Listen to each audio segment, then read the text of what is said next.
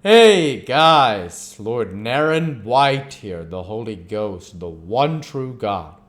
Back with you with the next video in my series reading Oliver Twist by Charles Dickens.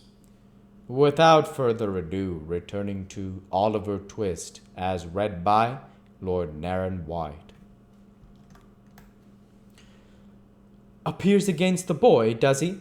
Said Mr. Fang, surveying Mr. Brownlow contemptuously from head to foot. Swear him! Before I am sworn, I must beg to say one word, said Mr. Brownlow. And that is, that I never really, without any experience, without actual experience, could have believed. Hold your tongue, sir, said Mr. Fang peremptorily. I will not, sir, replied the old gentleman. Hold your tongue this instant, or I'll have you turned out of the office, said Mr. Fang. You're an insolent, impertinent fellow. How dare you bully a magistrate? What? Exclaimed the old gentleman, reddening. Swear this person, said Fang to the clerk. I'll not hear another word. Swear him! Mr. Brownlow's indignation was greatly roused, but reflecting perhaps that he might only injure the boy by giving vent to it, he suppressed his feelings and submitted to be sworn at once. Now, said Fang, what's the charge against this boy? What have you got to say, sir? I was standing at a bookstall, Mr. Brownlow began. Hold your tongue, sir, said Mr. Fang. Policeman? Where's the policeman? Here, swear, this policeman. Now, policeman, what is this? The policeman, with becoming humility, related how he had taken the charge, how he had searched Oliver and found nothing on his person, and how that was all he knew about. Are there any witnesses? Inquired Mr. Fang. None, your worship, replied the policeman. Mr. Fang sat silent for some minutes, and then, turning round to the prosecutor, said in a towering passion, Do you mean to state what your complaint against this boy is, man, or do you not? You have been sworn. Now, if you stand there refusing to give evidence, I'll punish you for disrespect to the bench. I will by what or by whom?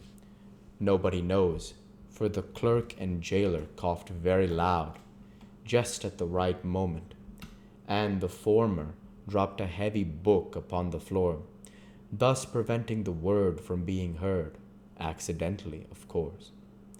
With many interruptions and repeated insults, Mr. Brownlow contrived to state his case, observing that, in the surprise of the moment, he had run after the boy because he had saw him running away, and expressing his hope that, if the magistrate should believe him, although not actually the thief, to be connected with the thieves, he would deal as leniently with him as justice would allow. He has been hurt already, said the old gentleman in conclusion. And I fear, he added with great energy, looking towards the bar, I really fear that he is ill. Oh, yes, I dare say, said Mr. Fang, with a sneer. Come, none of your tricks here, you young vagabond. They won't do. What's your name? Oliver tried to reply, but his tongue failed him.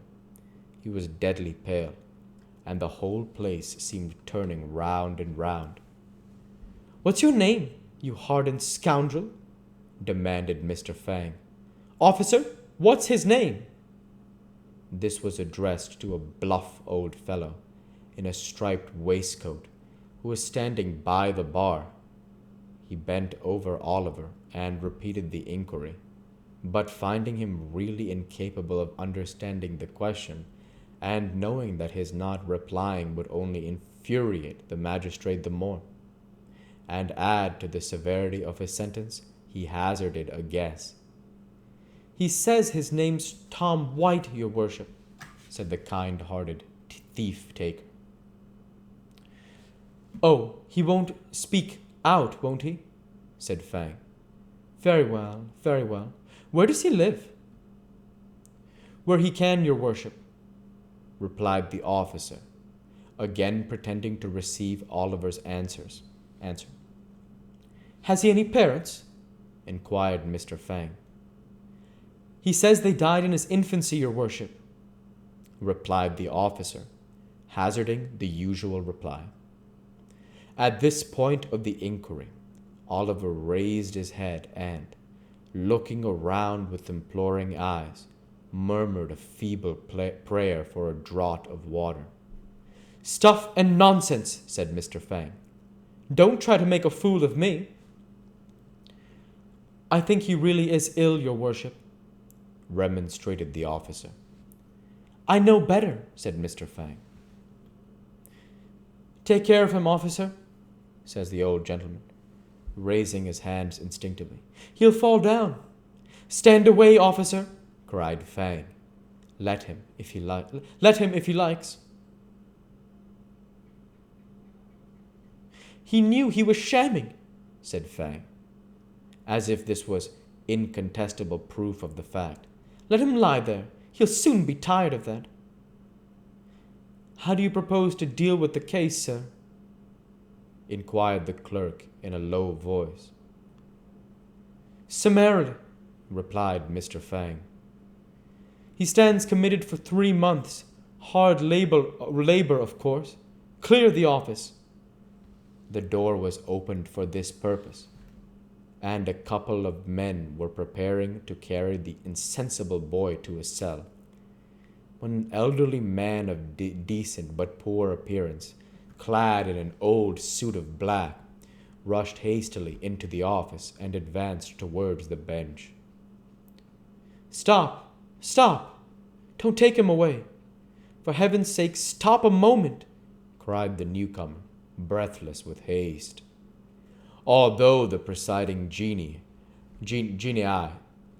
in such an office as this exercise a summary and arbitrary power over the liberties, the good name, the character, almost the lives of Her Majesty's subjects, especially of the poorer class, and although within such walls enough fantastic tricks are daily played to make the angels blind with weeping, they are closed to the public, save through the medium of the daily press, or were virtually then.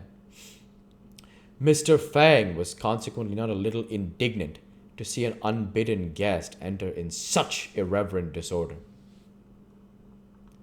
What is this? Who is this? Turn this man out. Clear the office, cried Mr. Fang.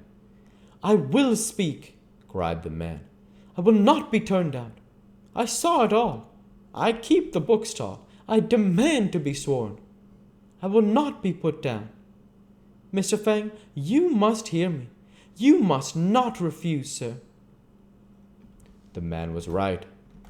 His manner was determined, and the matter was growing rather too serious to be hushed up. Swear the man, growled Mr. Fang, with a very ill grace. Now, man, what have you got to say? This, said the man. I saw 3 boys, 2 others and the prisoner here, loitering on the opposite side of the way when this gentleman was reading. The robbery was committed by another boy. I saw it done, and I saw that this boy was perfectly amazed and stupefied by it. Having by this time recovered a little breath, the worthy bookstall keeper proceeded to relate, in a more coherent manner, the exact circumstances of the robbery. Why didn't you come here before? Said Fang, after a pause. I hadn't a soul to mind the shop, replied the man. Everybody who could have helped me had joined in the pursuit. I could get nobody till 5 minutes ago, and I've run here all the way. The prosecutor was reading, was he? Inquired Fang, after another pause. Yes, replied the man. The very book he has in his hand. Oh, that book, eh? Said Fang. Is it paid for? No, it is not, replied the man, with a smile. Dear me, I forgot all about it, exclaimed the absent old gentleman innocently. And we'll go ahead and stop there for this week. As usual, I want to say thank you for watching, and I hope you enjoyed. Please like, comment, and subscribe, as it greatly helps the channel. Light be with you all. Take care, and thanks again.